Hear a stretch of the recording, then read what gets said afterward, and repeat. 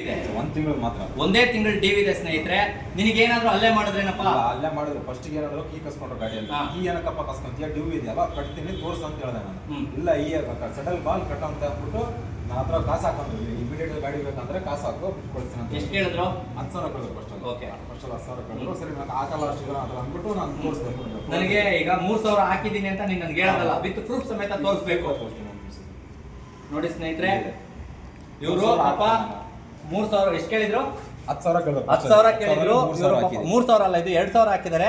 ಆಮೇಲೆ ಇನ್ನೊಂದು 10,000 ಹಾಕಿದೆ. ತಿರ್ಗಾ 1,000 ಹಾಕಿದ್ದಾರೆ. ನನ್ನ ಹತ್ರ ದುಡ್ಡಿಲ್ಲ ಅಂತ ಹೇಳಿದಕ್ಕೆ 3,000 ರೂಪಾಯಿ ಹಾಕಿದ್ದಾರೆ. ಹಂಗೂ ಗಾಡಿ ಬಿಟ್ರ? ಇಲ್ಲ ಬಿಟ್ಟಿಲ್ಲ, ಗಾಡಿ ಬಿಟ್ಟಿಲ್ಲ. ಆಮೇಲೆ ಗಾಡಿ ತಗೊಂಡೋಗಿ ಶೆಡ್ಗೆ ಹಾಕಿದ್ದಾರೆ. ಒಂದು ತಿಂಗಳು EMI ಎಷ್ಟು? 21,000 EMI. ಒಂದೇ ತಿಂಗಳು ಡ್ಯೂ ಆಗಿರೋದು. ಒಂದು ತಿಂಗಳಂದ್ರೆ ಹೋದ ತಿಂಗಳಾಗಿತ್ತ, ಈ ತಿಂಗಳೇನ? ಇದೇ ತಿಂಗಳು 10 ದಿವಸ ಆಗಿದೆ ಅಷ್ಟೇ ಡ್ಯೂ ಆಗಿ.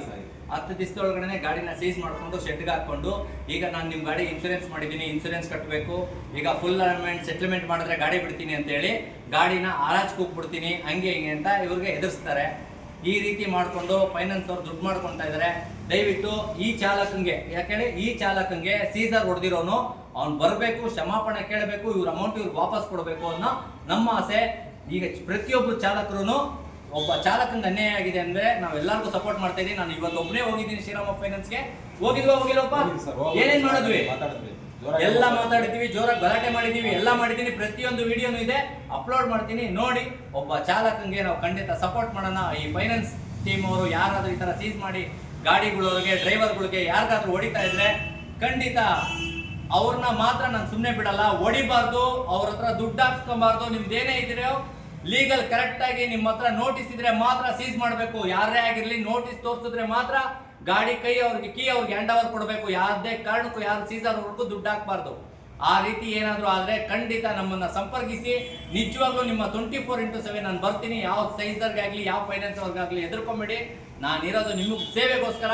ಅದೇ ರೀತಿ ಯಾವ ಲೋಫರ್ನಾಗಲಿ, ಯಾವನೇ ಆಗಿರಲಿ, ಯಾರಿಗೂ ಹೆದರ್ಕೊಳಕ್ ಹೋಗ್ಬಿಡಿ, ಆಯ್ತಾ? 1 ರೂಪಾಯಿ ಕಾಸು ದಯವಿಟ್ಟು ಯಾರಿಗೂ ಹಾಕ್ಬೇಡಿ, ಇನ್ಕ್ಲೂಡಿಂಗ್ ನನಗೂ ಸಮೇತ ಸೇರಿಸಿ ಕೇಳ್ತಾ ಇದ್ದೀನಿ. ಯಾರಾದರೂ ನನಗೆ ದುಡ್ಡು ಸಮೇತ ಹಾಕ್ಬೇಡಿ, ಆಯ್ತಾ? ನಾನು ಕೇಳ್ತಾರೆ, ನನ್ನ ಹೆಸರು ಹೇಳ್ಕೊಂಡು ಯಾರಾದರೂ ಬಂದು ನಾನು ಈ ಸೇವೆ ಮಾಡ್ಕೊಡ್ತೀನಿ, ಆ ಸೇವೆ ಮಾಡ್ಕೊಡ್ತೀನಿ ಅಂದರೆ ಖಂಡಿತ ದುಡ್ಡು ಹಾಕ್ಬಿಡಿ. ತುಂಬ ಜನ ದುಡ್ಡು ಹಾಕ್ಸ್ಕೊಳ್ತಾ ಇದ್ದಾರೆ. ದಯವಿಟ್ಟು ಅದನ್ನು ನಿಲ್ಲಿಸಿ. Thank you, love you. ಈ ಚಾಲಕನಿಗೆ ನ್ಯಾಯ ಸಿಗಬೇಕು, ಅಲ್ಲಿವರೆಗೂ ನಾನು ಬಿಡಲ್ಲ ಬ್ರದರ್.